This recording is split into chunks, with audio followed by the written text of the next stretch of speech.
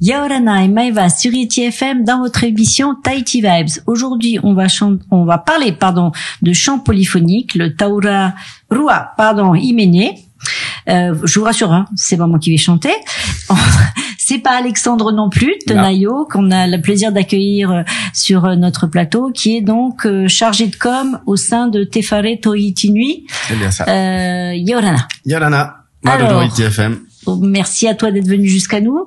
Donc, on te reçoit aujourd'hui pour parler donc de ce beau rendez-vous qui se tiendra le 21 octobre à partir de 16h à la Pointe Vénus. Et moi, j'aime bien quand on commence à sortir un peu des endroits attendus. Oui. Alors, que vont découvrir les personnes qui vont venir? Alors déjà, je dis à tous les auditeurs comme ça, on perd personne, c'est gratuit. Oui, c'est gratuit, c'est un événement familial, donc samedi 21 octobre à partir de 16h.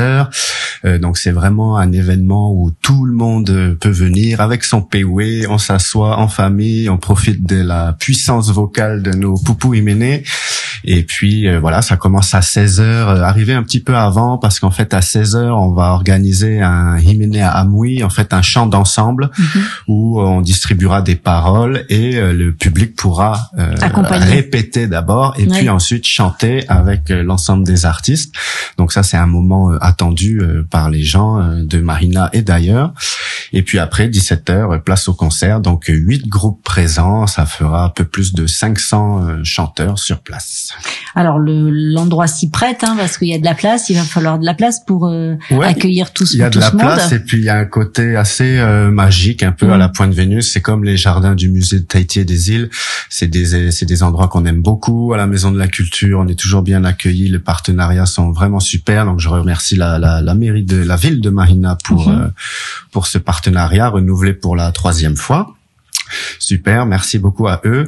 Et puis voilà, nous à la Maison de la Culture, on a aussi comme objectif autant qu'on peut de délocaliser les événements de la ville de Papeete tout simplement. Donc on a un petit peu plus de mal à rejoindre vraiment les districts éloignés, mais c'est en projet et puis on est très content d'aller à Mahina. Alors c'est sûr que 500 personnes avec les costumes et tout le reste, forcément ça fait des trucks. Donc après nous derrière, il y a de la logistique, il y a des trucks, il y a des autorisations.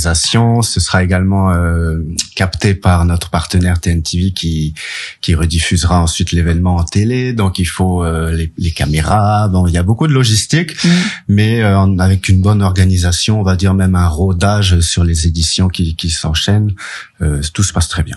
Alors, quels vont être les groupes qui ont répondu présent, qui ont été sélectionnés? Comment ça se passe? Ils sont sélectionnés? Non, alors tous ceux qui participent au Heiva, forcément, la même année, on leur demande s'ils veulent participer. Il y a beaucoup de groupes où les artistes rejoignent leur île ou ils sont pas disponibles, ou le chef de groupe a embarqué les artistes pour faire une tournée plutôt aux États-Unis ou en Europe, ça arrive beaucoup. Et puis après, on ouvre aux autres groupes et puis c'est ouvert vraiment à tout le monde. On n'a même pas vraiment de quota. Bon, faut pas que le concert dure 3 jours. Dure 3 jours, mais voilà, plus il y a de groupes, mieux c'est. Et puis on leur demande de chanter moins longtemps, peut-être. Donc cette année, on aura Tamariki Rapa, donc bien connu du Heiva cette année. Ofa'a, Tamari Tiaupo, Nun Arurutu, Taru'u, Reo Papara et Tamari Mahina, sans oublier Tahiti Choir School. Donc une école de chant qui a ouvert il y a pas très très longtemps une section chant traditionnel. Donc voilà. Donc il y a beaucoup de communes d'îles qui sont du coup représentées.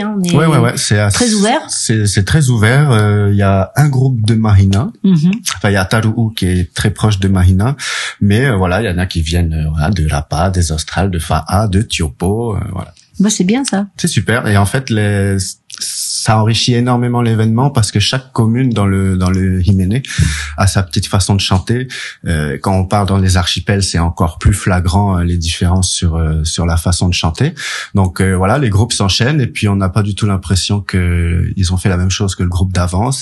La programmation ensuite à la Maison de la Culture, on essaye que ce soit varié et riche. Oui, varié, riche et divertissant. Voilà. Alors combien de temps ça met pour mettre en place ce genre d'événement? d'événement? Eh ben, on y travaille depuis à peu près la fin du Heiva. Et puis là, bon, tout est prêt. Là, on attend l'événement. On a eu notre conférence de presse le mois dernier. Une fois que la conférence de presse a été donnée, ça veut dire qu'on est prêt et que tout est bon. Mais en gros, il nous faut un mois et demi à attendre les retours, les chefs de groupe, voir si leurs éléments sont disponibles, etc. L'année dernière, ça c'est quoi le bilan de l'édition de l'année dernière? C'est de mieux en mieux. Hein. C'est quand même la 7e édition cette année. Ça a commencé en 2015. Il y a de plus en plus de monde, donc déjà ça nous ravit. Et en fait, un des objectifs forts de cet événement, c'est en fait on voudrait à la Maison de la Culture faire aimer davantage les chants aux gens. Et nous, notre indicateur, c'est les gens qui se lèvent pendant les groupes de chants au Heiva.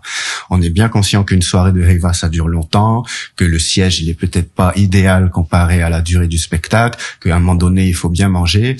Mais c'est vrai que dans les années 2010 à 2018, par là, c'était complètement vide, les tribunes de Toata pendant les groupes de chant. Et on voit que de plus en plus, les gens restent. Cette année, il y a très peu de gens qui ont quitté leur siège. On est vraiment content. Et on utilise l'événement Tauro Imene pour faire comprendre les chants et faire aimer les chants. Et nous, notre vision, c'est qu'il faut comprendre pour aimer. Alors les profanes en Réo Tahiti, en fait, parce que moi je suis allée 2 fois, une fois au Heiva des écoles et une fois au Heiva, c'est vrai que c'est pas facile de rentrer parce que il y a la barrière, on va dire, de la langue. Il y a la barrière quand on de n'est la pas langue. bon en Réo Tahiti. Du coup, qu'est-ce que tu crois qui a fait que ça a changé et que maintenant les gens restent? C'est vraiment sur notre vision de faire comprendre pour faire aimer. Et pour le Tauro Imene, la journée, l'après-midi sera menée par vraiment 2 expertes du Himene Tahiti, du Himene à Tahiti, c'est Mama Yopa et Daina Taveari, donc vraiment des expertes qui ont été de nombreuses fois jury au Heiva, même présidentes au Heiva, elles sont chefs de groupe, elles ont ramassé de nombreux prix, enfin voilà, le CV Pupu Himene est incroyable. Et en fait, on leur demande de faire comprendre au public les chants. Ça veut dire que dans le chant, il y a une dizaine de voix. Il y a peut-être pas toutes les voix qui sont sur place pendant chaque chant, mais voilà, il y a de nombreuses voix. Chaque voix a un rôle, et en fait, les expertes vont diminuer le groupe pour faire ressortir qu'une voix, expliquer. Donc ils vont arrêter, ils vont expliquer pourquoi c'est comme ci, pourquoi c'est comme ça. Et puis le chant reprend, et puis là le public comprend la voix, puis on calme la voix, on refait ressortir une autre. Il y a de la pédagogie dans cet événement pour que les gens comprennent, et plus les gens vont comprendre ce qui se passe, plus ils vont aimer, et plus ils vont s'y intéresser. Bien sûr. Donc c'est pour ça que c'est un rendez-vous intéressant, parce que il y a pas que si vous êtes stressé à l'idée que ça soit forcément qu'en Réo Tahiti, vous avez là la réponse à toutes vos craintes.